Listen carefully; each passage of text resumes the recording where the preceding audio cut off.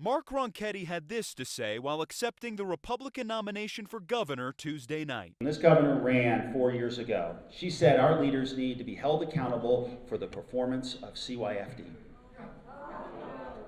4 years later, we have horrific story after horrific story about unspeakable abuse. During his speech, Ronchetti went on to say that if elected, he will demand change within CYFD.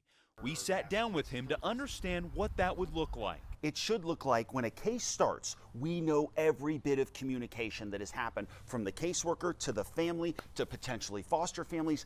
Everything should be there for us to look at. And then we should be able to break it down from top to bottom and assess it. Advocates for CYFD have long tried to pass legislation in Santa Fe to establish an office of the ombudsman to overlook the department.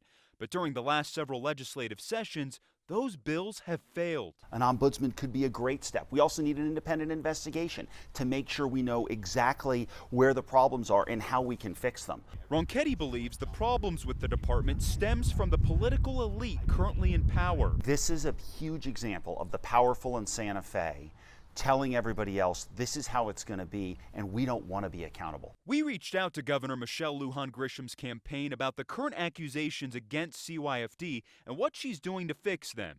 In a statement from the campaign, they said in part, quote, "The governor implemented reforms to make CYFD more responsive to the public by increasing access to data, improving data transparency, and by including families, children, advocates, and experts in efforts to evaluate and improve the agency.